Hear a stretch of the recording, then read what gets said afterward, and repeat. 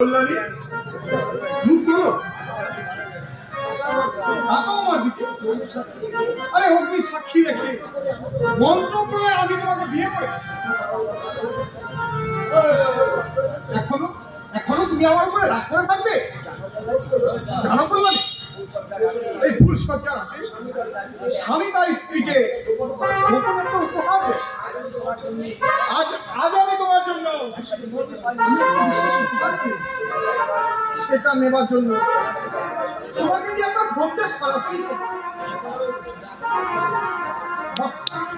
সুন্দর আমার উপহার নেবার জন্য সুন্দর একটা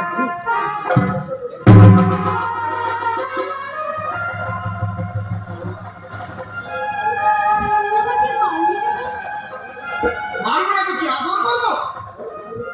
বড্ড বড় বেড়ে ছিল ভেবেছিলে আমাকে দিয়ে তুমি জেলে খানি?